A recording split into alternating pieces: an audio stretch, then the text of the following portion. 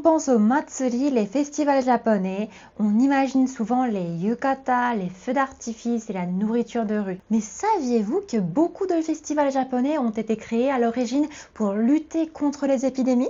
Aujourd'hui, ils attirent des millions de visiteurs chaque année, mais leur histoire est bien plus surprenante qu'on ne l'imagine. Dans cette vidéo, je vais d'abord vous expliquer l'origine des Matsuri et pourquoi ils sont si nombreux en été. Ensuite, on va voir ce que l'on fait concrètement dans un Matsuri et comment les Japonais en profitent aujourd'hui. Et enfin, je vous présenterai quelques-uns des festivals d'été les plus célèbres du Japon. それでは行きましょう。Le mot Matsuri désigne une fête religieuse liée au sanctuaire Shinto. À l'origine, les Japonais organisaient ces cérémonies pour communiquer avec les divinités, les kami, demander leur protection et les remercier. Les objectifs des premiers Matsuri étaient de demander de bonnes récoltes, protéger la population contre les catastrophes naturelles et éloigner les maladies et les épidémies, et aussi honorer les ancêtres.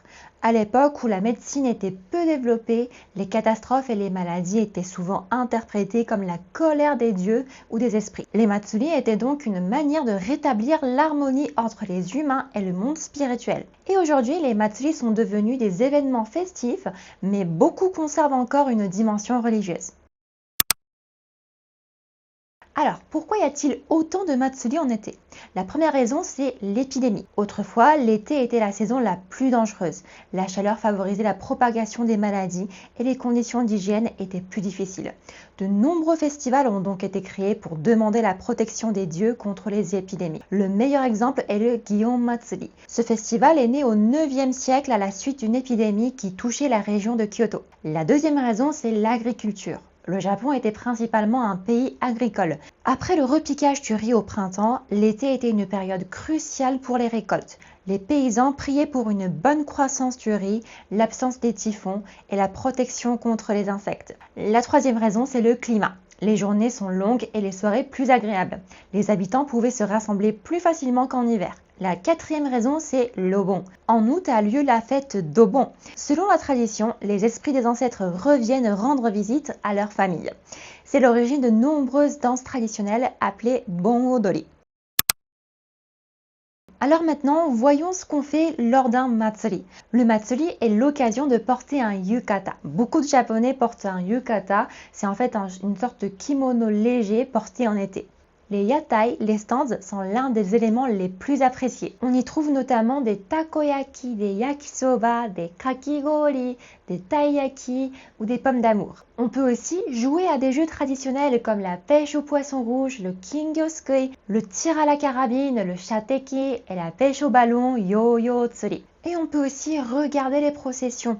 Dans certains Matsuri, de grands chars décorés traversent la ville. Nous pouvons aussi porter un mikoshi. Le mikoshi est en fait un sanctuaire portable transporté dans les rues par les habitants. Selon la croyance, ça permet aux divinités de visiter la ville. On peut aussi bien sûr danser. Les Bon Odori notamment sont des danses collectives accessibles à tous. Même les personnes qui ne savent pas danser peuvent participer. Et bien sûr, on peut aussi assister à un feu d'artifice, les hanabi. Les feux d'artifice au Japon sont souvent organisés comme de véritables événements culturels. Certaines villes attirent plusieurs centaines de milliers de visiteurs pour une seule soirée. Voyons maintenant les 4 Matsuri célèbres à découvrir. Parmi les nombreux festivals organisés chaque année au Japon, certains sont particulièrement connus et attirent des visiteurs du monde entier. Le premier est le Gion Matsuri, qui a lieu à Kyoto pendant tout le mois de juillet.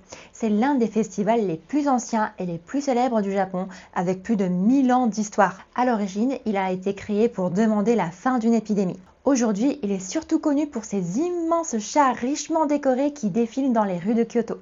L'ambiance est vraiment unique et permet de découvrir toute la richesse des traditions japonaises. Un autre festival spectaculaire est le Nebuta Matsuri, organisé chaque année dans la ville d'Aomori, au nord du Japon. Ce festival est célèbre pour ses gigantesques lanternes illuminées représentant des guerriers, des personnages historiques ou des créatures légendaires. La nuit, ces immenses sculptures lumineuses défilent dans les rues au rythme des tambours et de la musique traditionnelle. C'est un spectacle impressionnant qui attire des millions de visiteurs chaque année. Je voudrais également vous parler de l'Awa Odori qui se déroule dans la préfecture de Tokushima au mois d'août. Il s'agit du plus grand festival de danse du Japon.